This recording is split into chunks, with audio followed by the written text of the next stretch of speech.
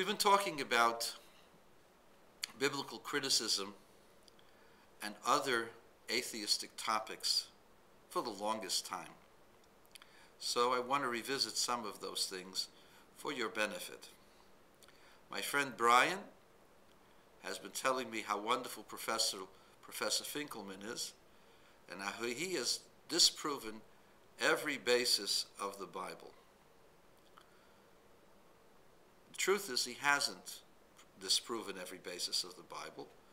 He's had to revise some of his original thinking. A minimalist is someone who believes that the Bible is a myth. And anytime you find any corroboration, that's the only corroboration you have for the Bible. Everything else is a myth. And that's how the minimalists and the atheists work. Recently, they discovered a place which has been identified as King David's palace. And the evidence for it is quite impressive. And in fact, Biblical Archaeological Review has issued a very bold statement that this discovery actually destroys the contention by Professor Finkelman that Judea was an insignificant place and that the main kingdom was the northern kingdom.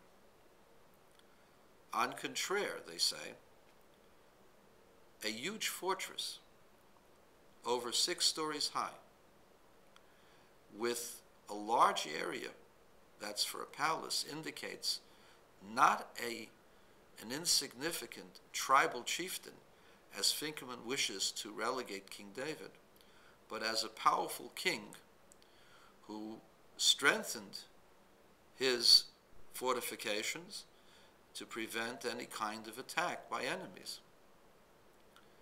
In light of the discovery, it is clear that King David was a much, much stronger ruler, much, much more important sovereign than anything the atheists have been willing to say up until this point.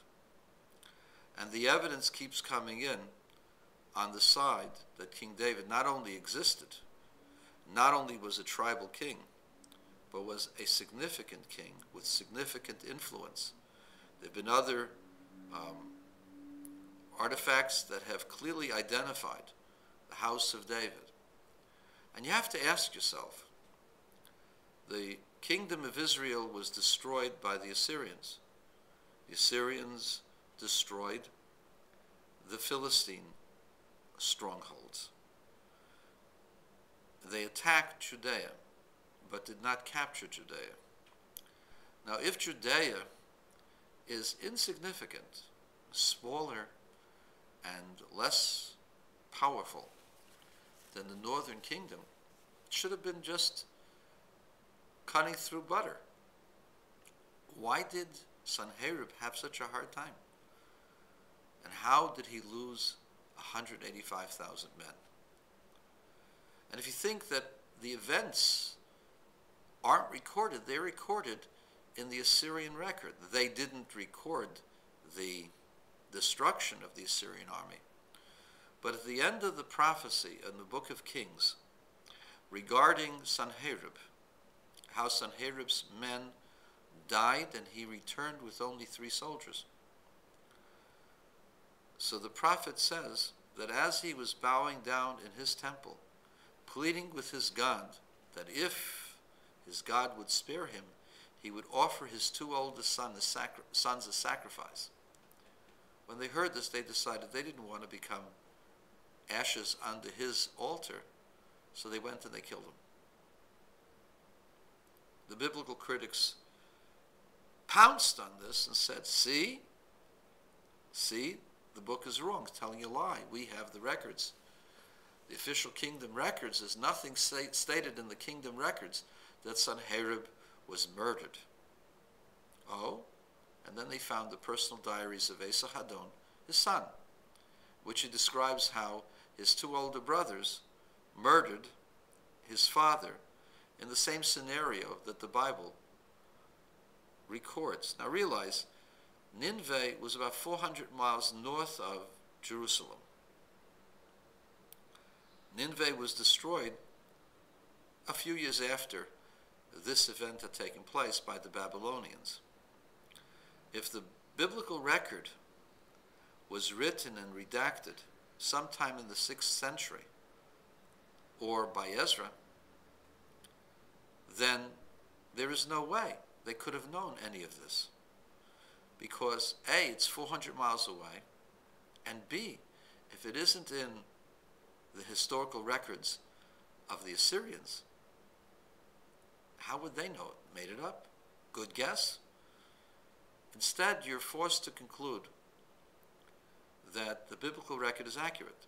And in fact, many archaeological discoveries reinforce the biblical record, despite the fact that modern archaeologists wish to say otherwise.